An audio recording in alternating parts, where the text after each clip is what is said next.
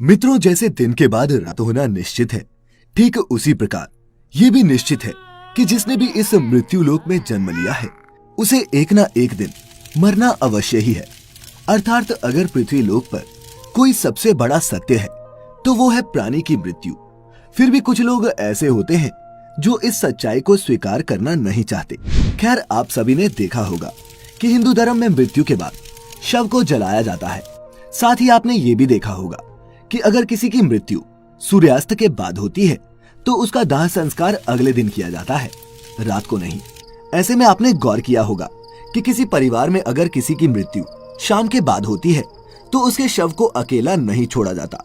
परंतु मित्रों, क्या आप जानते हैं कि शव को रात भर अकेला क्यों नहीं छोड़ा जाता? अगर नहीं तो इस वीडियो को अंत तक जरूर देखें, क्योंकि मैं आपको इसी सवाल का जवाब बताने वाला हूँ, जिसका वर्णन गरुड़ पुराण में विस्तार से किया गया है। तो चलिए अब बिना किसी देरी के गरुड़ पुराण की ये बातें जानते हैं। मित्रों, हमारे धर्म में मृत्यु के बाद शव को अकेला क्यों नहीं छोड़ा जाता, ये बताने से पहले हम आपको ये बता देते हैं कि कब कब अथवा किन परिस्थितियों में शव का अंतिम संस्कार नहीं किया जाता या फिर कुछ समय के लिए टाल दिया जाता है। मित्रों, आपको सबसे पहले बता दूं कि हिंदू धर्म में अगर किसी की मृत्यु सूर्यास्त के बाद होती है तो उसके शव को रात भर घर पर ही रखा जाता है और अगले दिन उसका दाह संस्कार किया जाता है। इसके अलावा अगर किसी की मृत्यु पंचक समय में होती है तो उसके शव को भी कुछ समय के लिए घर पर रखा जाता है और जब पंचक काल समाप्त होता है उसके बाद ही उसका दाह संस्कार किया जाता है। क्योंकि गरुड़ पुराण में बताया गया है कि अगर सूर्यास्त के बाद अथवा पंचक समय में किसी मृत शरीर का दाह संस्कार किया जाए तो उसे मोक्ष की प्राप्ति नहीं होती। इसीलिए अगर कोई रात में मर जाए तो ऐसी स्थिति में लाश को लेकर शमशान घाट नहीं जाते और लाश को घर पर ही रखा जाता है।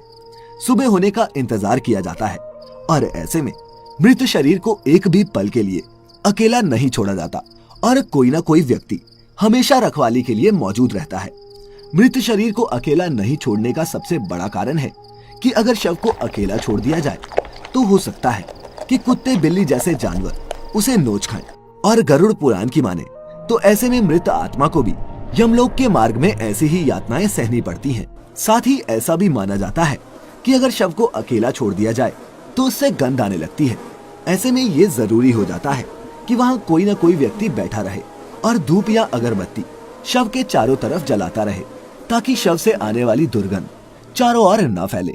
गरुड़ पुराण के अनुसार भगवान विष्णु गरुड़ जी के पूछने पर कहते हैं, हे पक्षीराज, इन सब के अलावा अगर किसी की मृत्यु हो जाती है और उसकी कोई भी संतान नहीं है, ऐसे समय पर भी शव को घर पर रखा जा सकता है जब तक कि उसका पुत्र या फिर पुत्री न आ जाए।